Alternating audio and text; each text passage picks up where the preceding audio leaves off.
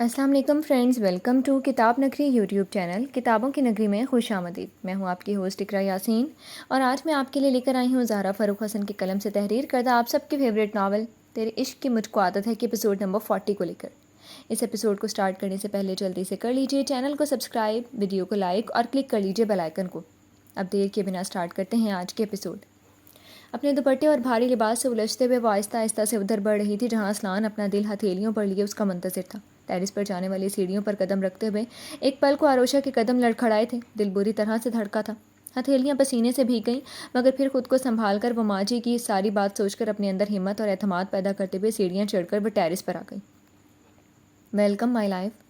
جیسے اس نے ٹیرس پر پہلا قدم رکھا، اسلان اس کے سامنے کھڑا اس سے مخاطب ہوا تھا۔ آروشہ نروس سی ہوتی نگاہ اٹھا کر سامنے کھڑے اسلان کو دیکھا، پھر اسے حیرت بھری خوشی ہوئی تھی۔ وہ بھی مرون کرتے، وائٹ شلوار میں ملبوس اپنے مخصوص شاہانہ انداز میں اس کے سامنے کھڑا اسے والہانہ نگاہوں سے دیکھ رہا تھا۔ اس کے لباس کا رنگ بالکل ویسا ہی تھا جیسا اس نے اس وقت زیبتن کیا ہوا تھا۔ میچنگ ہے نا؟ اپنی طرف خوشی سے دیکھتی آروشہ کو اسلان نے سینے کے پاس سے کرتے کو پکڑ کر مسکرا کر اسے دکھایا۔ پرفیکٹ۔ وہ ہولے سے ہنس کر اس کے سینے سے آ لگی۔ اسلان کو اس کا یوں اپنے سینے سے آ لگنا مکمل مطمئن کر کے اس کے سارے اندیشے، سارے خدشات دور کر چکی تھی، ورنہ وہ سوچ رہا تھا کہیں ماں جی کے ڈر سے بس وہ اس تک تو نہیں آئی تھی۔ آروشہ کا سینے سے آ لگنا محبت کی جیت تھی۔ دونوں ہی نے اپنی اپنی محبت سے ایک دوسرے کو ہمیشہ کے لیے جیت لیا تھا۔ اس کو خود میں بھینچ کر اس نے جھک کر اس کے کھلے بالوں والے سر کو چوما تھا۔ Thanks for your coming in my life my love. اس کے سر کو چومتے ہوئے وہ اپنی بے تحاشا محبت کا اس کے دل پر نقش چھوڑ رہا تھا۔ آروشہ نے اسلان کی کمر میں ہاتھ ڈالے ڈالے بس سر اٹھا کر اس کا چمکتا چہرہ دیکھا اور کہا، شکریہ آپ کا اسلان، مجھے اپنا بنا کر اپنی زندگی میں لانے کا، میری ساری بے وقوفیوں کے باوجود مجھ سے محبت کرنے کا۔ وہ اپنی ہری ہری آنکھوں میں سے بے پناہ محبت لیے اسے دیکھ رہی تھی۔ اسلان نے جھک کر اس کی پیشانی پر اپنے لب رکھ کر وہاں اپنا بھرپور لمس چھوڑ کر بولا، اور میں شکر گزار ہوں تمہارا، جو میرے ہر ظلم کے باوجود بھی تم نے مجھ سے محبت کرنا نہیں چھوڑی۔ اسلان کی آنکھوں میں محبتوں کا ایک جہان آباد تھا۔ آروشہ اندر تک شانت ہو گئی۔ اب زندگی میں اس کے علاوہ اب کوئی خواہش نہیں بچی تھی۔ اسلان آروشہ کو سینے سے لگائے لگائے ٹیرس کی ایک طرف چلا آیا جہاں اس نے اپنے محبوب کے لیے سرپرائز رکھا تھا۔ اسلان، یہ سب؟ جیسے ہی وہ اسے ایک طرف لایا تھا، وہاں رکھے ڈھیروں پھولوں، کینڈلز، لائٹس اور ریڈ بلونز نے آروشہ کی ساری توجہ کھینچی تھی۔ ہر طرف جیسے اس نے محبت کی سرخی بکھراتی تھی۔ ٹیرس کو اس نے سرخ رنگوں سے بھر دیا تھا۔ یس، یہ سب صرف آپ کے لیے۔ اسلان اسے لے کر وہاں چلا آیا اور ٹیبل پر رکھے پھولوں میں سے ایک سرخ گلابوں والا بکے اس کی طرف بڑھایا۔ یہ بکے میری محبت کے نام۔ آروشہ نے چمکتے چہرے کے ساتھ اس کے ہاتھ سے بکے تھام لیا۔ یہ اس لیے کہ تم نے اس دیو کی ساری جلادی حرکتوں کو برداشت کیا۔ وہ دوسرا بکے بڑھا کر شرارت سے بولا۔ آروشہ نے بس اسے آنکھیں دکھائیں، ساتھ ہی بکے تھام لیا۔ یہ اس لیے کہ آپ آرام سے ماں جی کی بات مان کر یہاں چل گئیں، ورنہ آپ کا ارادہ ہانی کے روم کو لاک کر کے سونے کا ارادہ تھا۔ سرخ گلابوں کا گلدستہ اس کے چہرے پر ہلکے سے مار کر وہ شوق ہوا۔ اسلان، واقعی آپ دیو ہیں کیا؟ ساری باتیں سن لیتے ہیں۔ وہ شرمندہ کیا ہوتی، البتہ تب کر اس کے ہاتھوں سے پھولوں کو چھین کر اس کے بازوؤں پر اسی بکے سے مارا تھا۔ یہ ناول آپ کتاب نگری یوٹیوب چینل پر دیکھ رہے ہیں۔ کیا کریں اپنی ننھی سی پری کا پورا خیال جو رکھنا ہے، وہ کیا کرتی ہے، کیا کہتی ہے، کیا سنتی ہے، سب کا دھیان رکھنا پڑتا ہے۔ اس کے ہاتھوں سے پھولوں کے بکے کو لے کر ٹیبل پر رکھ کر اس کے دونوں ہاتھ اپنے ہاتھوں میں دبوچ چکا تھا۔ واو، ماں نے اپنے خاندانی کنگن تمہیں سونپتی ہے؟ اس کی کلائیوں میں سجے کنگن کو دیکھ کر اسلان نے خوشی سے چمکتا آروشہ کا چہرہ دیکھا۔ جی، انہوں نے کنگن مجھے دے دی ہیں، اپنے بیٹے سمیت۔ وہ ذرا سا اس کے نزدیک ہوتی اس کے کرتے کے کالر کو چھوتی ہوئی ناز سے بولی۔ اسلان کی کلون کی مسحور کن خوشبو گہری سانس لے کر اپنی سانسوں میں اتاری تھی۔ بیٹا تو کب سے آپ کا ہو چکا ہے، بس تم آزماتی رہی ہو۔ وہ اس کی کمر میں ہاتھ ڈال کر اسے کھینچ کر اپنے سے لگا چکا تھا۔ آنکھوں میں وارفتگی سی اتر آئی تھی۔ آروشہ نے پلکوں کی چلمن اٹھا کر اپنے محبوب کو دیکھا۔ آج مجھ سے میری بیبی گرل اتنی دور دور کیوں بھاگ رہی تھی؟ جانتی ہو نا، اب ایک منٹ بھی اپنی جان کے بغیر میرا گزارا نہیں۔ اس کے چہرے کے اطراف میں ہوا کے زور سے بکھرتے بالوں کو اپنے ایک ہاتھ کی انگلیوں سے پیچھے کرتے ہوئے اسلان کی آواز بھاری ہوئی تھی۔ نگاہیں اس کے چہرے کی دیوانہ وار بلائیں لے رہی تھی۔ مجھے عجیب سا فیل ہو رہا تھا اسلان، ایک الگ طرح کی جھجک۔ آروشہ کو پھر سے اسے گھبراہٹ نے آ گھیر لیا۔ نگاہیں جھک کر اس کے کرتے کے بٹن پر جا ٹکی۔ کیسا عجیب سا؟ کچھ ایسا؟ پھر باقی سے کہتے ہوئے اس نے گستاخی کی تھی۔ آروشہ کو کرنٹ سا لگا تھا۔ وہ دور ہٹنے لگی، مگر اب دور جانا ممکن کہاں تھا۔ وہ اپنی گرفت اور بھی مضبوط کرتا اس پر جھکا تھا۔ اسلان میر کی قید سے آزاد ہونا آپ کا اب تو بالکل ہی ناممکن ہے، کیونکہ اسلان میر نے آپ کو عشق کی بیڑیوں میں جکڑ کر اپنے دل میں بند کر لیا ہے۔ اس کے کانوں میں جھک کر کہتے ہوئے وہاں اپنے لب بھی رکھ دیے۔ اپنے ہونٹوں کو اس کے جھمکوں پر رکھ کر وہ بے تاب سا ہو رہا تھا۔ آروشہ کی سانسیں رکی تھیں۔ اسلان، وہ سمٹ کر اس کے سینے میں چھپنے لگی۔ جانے اسلان، وہ بہک سا رہا تھا۔ آروشا کے بالوں سے آتی مسحور خون خوشبو اپنی سانسوں میں اتارتے ہوئے اس کے ہاتھ آروشا کی کمر میں رینگ رہے تھے۔ کچھ دیر ایسے ہی اس کے بالوں میں چہرہ رگڑتے رہنے کے بعد وہ آروشا کو شانوں سے تھام کر زبردستی اپنے سامنے کر کے بولا، happy birthday my life. جیسے اس کے منہ سے نکلا تھا، آروشا نے تیزی سے پلکیں اٹھا کر اسلان کو دیکھا۔ میرا برتھ ڈے؟ وہ ہر بار کی طرح بھول چکی تھی، اب خوشی سے وہ چیخی، جی آپ آج ہی کے دن مجھے عطا کرنے کے لیے اس دنیا میں آئی تھیں۔ اسلان نے اس کی چھوٹی سی ناک پکڑ کر دبا دی۔ آپ کو یاد تھا؟ آروشا کی آنکھوں میں جیسے بجلیاں سی بھر گئی۔ وہ بے انتہا خوشی کے ساتھ اسلان کے چہرے کو دیکھ رہی تھی۔ کیسے یاد نہیں رکھتا، اپنی سہاگ رات منانے کا یہی دن چنا تھا نا۔ اس کی شوخیاں عروج پر تھیں۔ آروشا کے پلکیں لرزی، مگر خود کو سنبھال کر وہ پھر سے کمر پر ہاتھ رکھ کر بولی، بس کریں، ابھی برتھ ڈے ہے نا میرا، تو پہلے لائیں میرا کیک اور میرا گفٹ، ساتھ ہی میری منہ دکھائی۔ ہتھیلی پھیلا کر اتراتے ہوئے اسے گفٹ مانگا۔ گفٹ میں خود، کیک بعد میں، اور منہ دکھائے روم میں ملے گی۔ ابھی ادھر آؤ، مجھے پہلے اپنا گفٹ وصول کرنا ہے۔ اسلان نے اسے کھینچ کر پھر سے اپنے سینے سے لگا لیا۔ تو چلیں روم میں چلتے ہیں، دیں میری منہ دکھائی، دیکھوں کیا لائے ہیں آپ۔ آروشا کی شوقی جستجو پر اسلان کو ہنسی آئی۔ اسپیشل گفٹ ہے، بٹ میرا ابھی روم میں جانے کا موڈ نہیں۔ آؤ یہاں بیٹھتے ہیں کھلے آسمان کے نیچے، یہاں ایک دوسرے سے کچھ وعدے کرتے ہیں اور ایک دوسرے کے دل کا حال سناتے ہیں۔ وہ مسکراتے ہوئے اس کا ہاتھ تھام کر پھولوں سے سجے بستر پر لے کر بیٹھ گیا۔ اسلان، آپ نے یہ سب کب کیا؟ ہمیں تو خبر ہی نہیں ہوئی۔ کتنے رومانٹک انداز میں آپ نے مجھے وش کیا ہے۔ وہ خوشی خوشی چاروں طرف دیکھتی، بچوں سے خوشی سے دیکھتی بول رہی تھی، کیسے کیا، کب کیا، یہ سب چھوڑو، بس ہماری باتیں کرو۔ اور اسلان ایک ہاتھ سے اس کے ہاتھوں کو پیار سے سہلاتے ہوئے اپنے کرتے کی جیب سے ایک مخملی کیس نکالا تھا، اور پھر آروشا کے ایک ہاتھ سے ساری چوڑیاں اور ماجی کے دیے گئے کنگن بھی اتارے تھے۔ پھر ماجی کے دیے کنگن ایک ہی ہاتھ میں ڈال کر اس نے کیس کھولا تھا۔ آروشا خوشی سے نم ہوتی آنکھوں سے اسے اپنے ہاتھوں میں بریسلٹ پہناتی دیکھ رہی تھی۔ وہ بہت ہی پیار سے اپنا کام انجام دے کر اب اس کی کلائی پکڑ کر بولا تھا، یہ تمہارے برتھ ڈے پر میرے پیار کی بیڑیاں، اب اسے کبھی اپنے ہاتھوں سے جدا مت کرنا۔ دوسرے ہاتھ سے اس کے بار بار بکھرتی لٹوں کو سنوارتے ہوئے وہ مسکرا بھی رہا تھا۔ کبھی نہیں۔ وہ بریسلٹ کے ڈائمنڈز پر انگلی پھیرتی خوشی سے بولنے لگی، آپ کو پتہ ہے اسلان، میری کتنی حسرت تھی کہ میں اپنا برتھ ڈے آپ کے ساتھ سیلیبریٹ کروں، مگر کیسے ممکن تھا۔ لیکن دیکھیں اللہ پاک نے کیسے میری خواہش کو پورا کر دیا۔ اور وہ بولی تو بولتی چلی جا رہی تھی، کبھی ہنستی کبھی مسکراتی، وہ لگاتار بولتی رہی تھی، اور اسلان بس ہوں ہاں کرتا یا چھوٹا سا جملہ بولتا، بس دیوانوں کی طرح اسے دیکھ رہا تھا۔ وہ آروشا کے ہر انداز کا عاشق تھا، اس کا بے تحاشا بولنا، اس کا ہنسنا، بات بات پر رونا، ہر وقت کھاتے رہنا اور بے وقوفی بھری حرکتیں کرنا، اسے لگ رہا تھا وہ اس کی کمزوری بنتی جا رہی ہے۔ یہ ناول آپ کتاب نگری یوٹیوب چینل پر دیکھ رہے ہیں۔ ابھی سامنے بیٹھی بولتی ہوئے آروشا کو نثار ہوتی نگاہوں سے دیکھتے ہوئے وہ کبھی اس کی گال چھوتا، کبھی بال، اور بیچ بیچ میں اپنے ہاتھوں میں جکڑے اس کے ہاتھوں کو بھی چوم لیتا۔ اس کے ہر انداز سے بس دیوانگی چھلک رہی تھی۔ اسلان، آپ نے ساری کے رینج پر بہت اچھی کی ہے، مگر ایک کمی ہے۔ بے تحاشا بولتے بولتے وہ تھک سی گئی تو ایک دم سے منہ بنا کر کہا، کیسی کمی؟ اسلان نے تعجب سے پوچھ کر ہر طرف دیکھا، اتنی محبت کے باوجود کیا کمی رہ گئی؟ اسلان، آپ نے کھانے کے لیے کچھ نہیں رکھا، میں اتنا بول چکی ہوں گی، اب مجھے بھوک لگ گئی ہے۔ اف، اس کی یہ معصوم باتیں۔ اسلان بے ساختہ چہرے پر دونوں ہتھیلیوں کو رکھ کر ہنستا چلا گیا۔ اسلان، ہنسے مت، مجھے سچ میں بھوک لگ گئی ہے۔ وہ اس کی ہتھیلی چہرے پر سے ہٹا کر اٹھی ہوئی تھی۔ سوری یار، ریئلی مجھے یاد ہی نہیں رہا، ورنہ میں یہاں تمہارے لیے کھانے کا بھی رکھ دیتا۔ مشکل سے اپنی ہنسی پر قابو پاتے ہوئے اس نے آروشا کا روٹھا روٹھا چہرہ اپنی ہتھیلیوں میں بھرا۔ تو پھر منگوائے نہ کچھ، جھٹ سے فرمائش کی گئی۔ یہاں آنے کا مقصد بس اتنا تھا کہ کھلے آسمان کے نیچے میں آج تمہیں اس چاند کے ساتھ دیکھنا چاہتا تھا۔ اس نے انگلی سے آسمان کی طرف اشارہ کیا۔ دیکھ لیا نا، اب چلیں، بھوک کے آگے اسے کچھ اچھا نہیں لگ سکتا تھا۔ اسلان سر چھٹک کر ہنس دیا۔ آؤ روم میں چلتے ہیں، وہاں ہے آپ کے پیٹ کا بھی انتظام۔ اس نے کہتے کہتے شرارت سے اس کے پیٹ پر انگلی رکھ کر گدگدی کی۔ اللہ نہیں اسلان، مجھے بہت گدگدی ہوتی ہے۔ وہ مچھلی تو اسلان نے ایک بار پھر سے وہی حرکت کر دی۔ وہ بے تحاشا ہنستے ہوئے اسی پر لوٹ پوٹ ہونے لگی تھی۔ اسلان ہنستے ہوئے اسے اپنے بازو میں بھر کر بستر سے اٹھ کھڑا ہوا۔ اب مجھے ایسے لے جائیں گے؟ آروشا نے گھبرا کر اس کے گلے میں بازو ڈالے۔ یس، اسی طرح پیار سے دیکھتی۔ اسلان محبت کا دریا آنکھوں میں بسائے اسے گڑیا کی طرح گود میں اٹھائے سیڑھیوں کی طرف چلایا۔ تم یہاں کیا کر رہی ہو؟ ہانیہ جو ان دونوں کو دیکھ کر ایک طرف چھپ گئی تھی، اپنے پیچھے آواز سن کر چیخنے لگی تھی کہ کسی نے مضبوطی سے اس کا منہ پر اپنا پورا ہاتھ جما دیا۔ میں ہوں اسٹوپڈ، چلانا مت۔ ہشم کی آواز سن کر ہانیہ کے سہمے گئے دل کو سکون ملا تھا۔ ہشم نے اس کے ہونٹ پر سے اپنا ہاتھ ہٹا لیا۔ تم یہاں کیا کر رہی تھی؟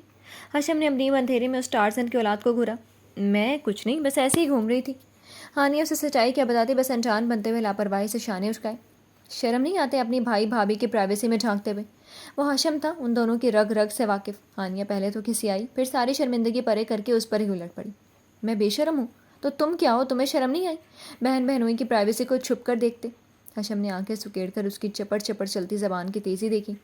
اول کہ میں بالکل یہاں چھپا نہیں تھا، اپنے لیے کافی بنانے جا رہا تھا۔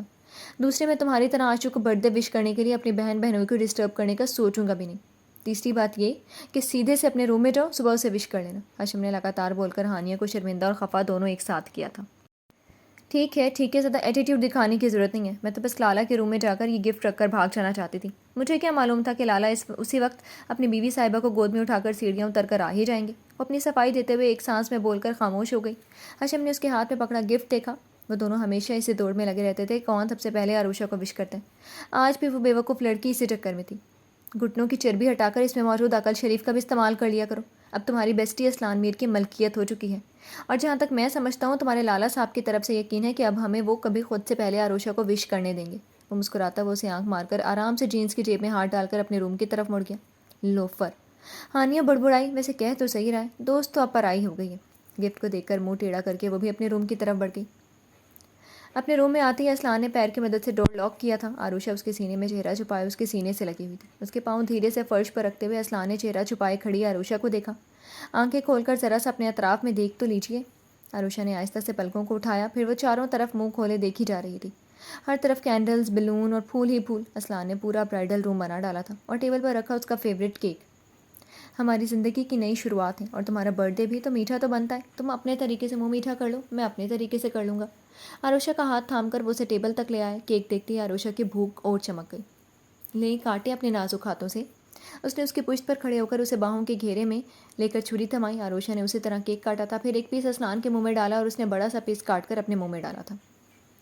یہ ناول آپ کتاب نگری یوٹیوب چینل پر دیکھ رہے ہیں۔ تو عروشہ اسلان میر، اب تک سب آپ کی مرضی سے ہوا ہے، اب آگے تمہیں میرا کہنا ماننا ہوگا، میری مرضی کا کرنا ہوگا۔ وہ آرام سے پیٹ بھر کر کیک کھا کر اپنے ہاتھ اور چہرے کو ٹیشو سے صاف کر رہی تھی کہ اسلان ہاتھوں میں ایک پیکٹ لیے اس کے پاس آ گیا۔ اف، اس کی نگاہوں میں جو تھا، اس کی منمناتی ہوئی آواز ہی نکلی۔ اسلان نے بمشکل اپنی ہنسی دبائی۔ یہ لیں اور اب اسے پہن کر آئیں۔ پیکٹ اس کے ہاتھ میں دے کر وہ سینے پر ہاتھ باندھ کر کھڑا ہو گیا۔ کیا ہے یہ، ایک اور گفٹ؟ شوق پیکٹ چاروں طرف سے دیکھتے ہوئے اسے کھولنا چاہا۔ یہاں نہیں، جو بھی ہے ڈریسنگ روم میں جاؤ اور پہن کر آؤ، اور صرف یہ ڈریس اور کچھ نہیں۔ کچھ نہیں تو کچھ نہیں۔ عروشہ کے ذہن میں ناولوں کے سارے سینس ایک ساتھ ناچے کہ اب اس کا ہیرو بھی اس نے تھوک نکلا۔ اسلان، میں اب تھک گئی ہوں، یہ ڈریس پھر کبھی پہن لوں گی، اور مجھے بہت نیند آ رہی ہے۔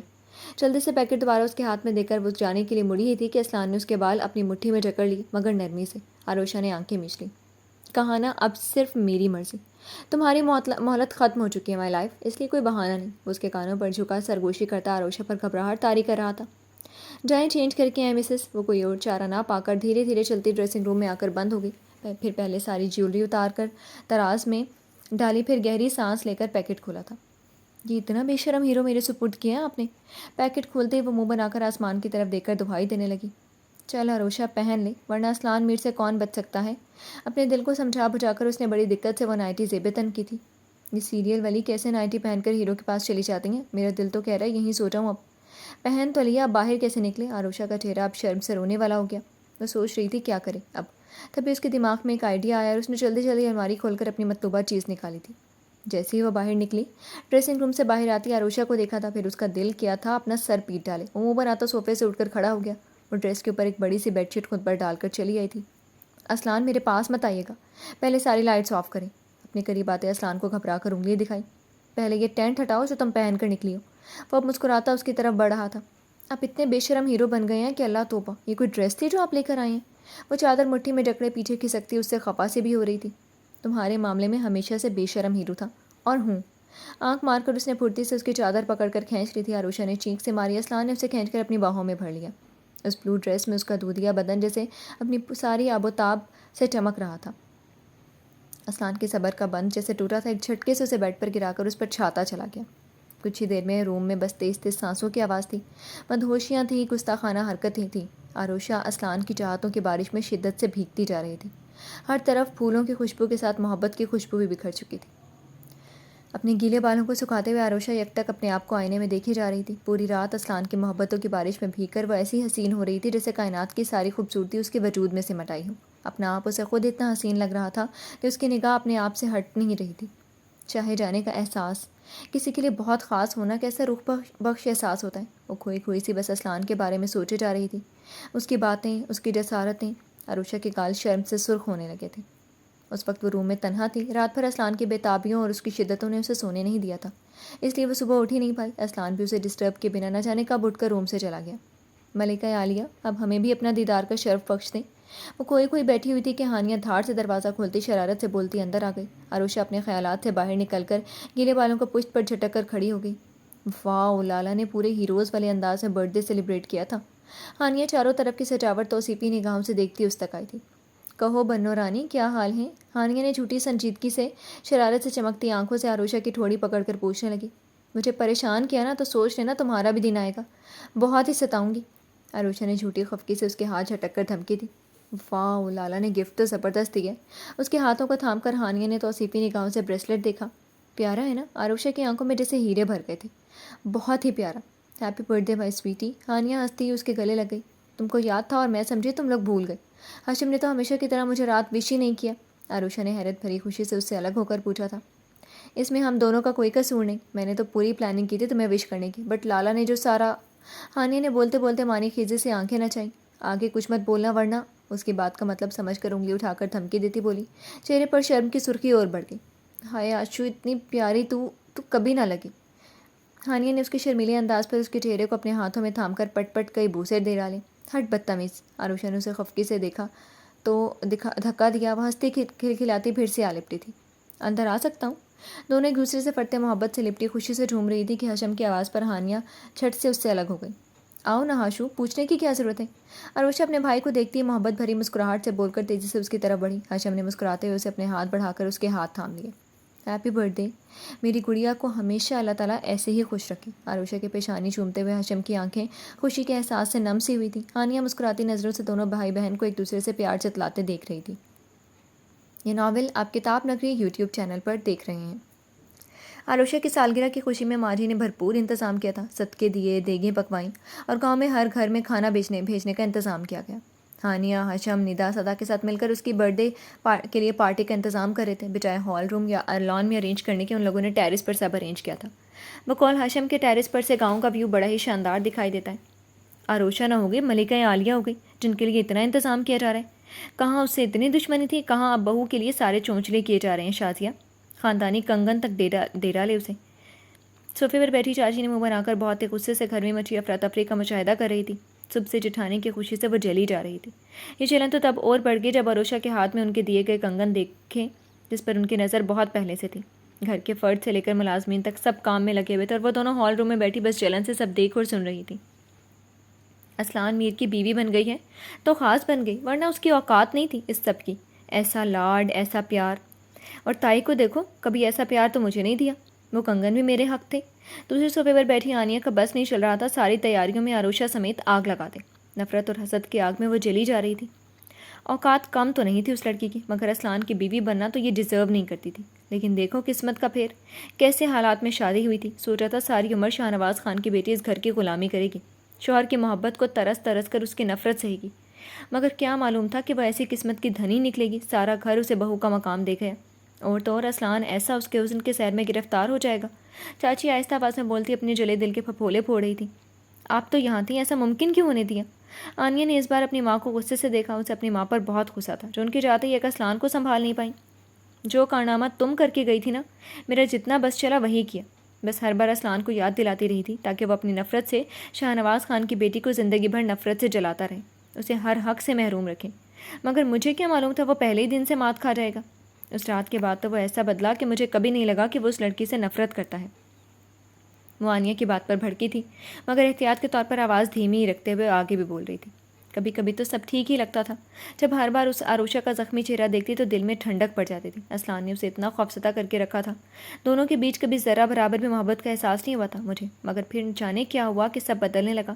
پھر میرا شک یقین میں بدلنے لگا، مجھے اسلان کے رویے میں تبدیلی دکھائی دینے لگی، اور میں نے اسلان کو سب یاد دلانے کی بڑی مشکل سے دو آدمیوں کو راضی کیا اس کے پیٹھ پیچھے تمہارے بارے میں باتیں کرے، مگر سب وقتی ہی رہا۔ چاچی دھیرے دھیرے بولتی اپنے ہاتھ بھی احساس شکست سے مل رہی تھی۔ آنیہ کا بھی حال ان سے کچھ الگ نہیں تھا، اور اب دیکھو وہ کیسے سب کے دلوں پر راج کرے گے، اسلان سمیت۔ وہ تو سب بھول کر اس کا دیوانہ بن گیا، ان کے بیچ سارے فاصلے ختم ہو گئے۔ دیکھنا تم، اب وہ اس گھر کو وارث بھی دے گی اور ساری جائیداد سب اپنے بچوں کے نام کروا لے گی۔ چاچی نے نفرت سے کہتے ہوئے اپنی بے وقوف بیٹی کو دیکھا، جس کی وجہ سے آج انہیں یہ دن دیکھنا پڑ رہا تھا۔ آپ کو کیسے پتا ان کے بیچ فاصلے ختم ہو گئے؟ آپ کو غلط فہمی ہوئی ہے۔ آنیہ ساری باتوں کو نظر انداز کر کے بس اسی بات پر اٹک گئی۔ دنیا دیکھی ہے میں نے، سب سمجھتی ہوں۔ آج آروشا کے رنگ ہی نرالے ہیں، تم بھی تو خوب سمجھتی ہو ان رنگوں کو۔ خود کو بہلاوے دینا بند کرو اور کوئی اور طریقہ سوچو اسلان کو پھنسانے کا، کیونکہ اسلان جیسے مرد غیر عورت کی طرف دیکھنا بھی پسند نہیں کرتے۔ کہاں کی؟ انہوں نے استہزائیہ انداز میں کہتے ہوئے آنیہ کو سر سے پیر تک دیکھا اور اپنی بات ادھوری چھوڑ کر صوفے سے اٹھ کر ہال روم سے ہی نکل گئی۔ ٹھیک ہے، اب آپ کچھ نہیں کر سکتی مگر وہ تو کر سکتا ہے۔ بس اسے خبر ہو جانی چاہیے کہ اس کی جان آروشا اسلان میر اب اس کی نہ رہی۔ آنیہ جاتی ہوئی اپنی امی کو دیکھ کر آنکھوں ناگن سی خطرناک چمک لیے اپنے موبائل پر اس انسان کا نمبر ڈھونڈنے لگی۔ اب وہی اسے اسلان میر سے آروشا کو چھین سکتا ہے تاکہ وہ اس کا دوبارہ ہو جائے۔ جی تو فرینڈز، کیسی لگی آپ کو آج کے ایپیسوڈ؟ کمنٹ سیکشن میں ضرور بتائیے گا۔ پھر حاضر ہوں گے ناول کی نیکسٹ ایپیسوڈ کے ساتھ، تب تک کے لیے اجازت دیجیے۔ شکریہ، اللہ حافظ۔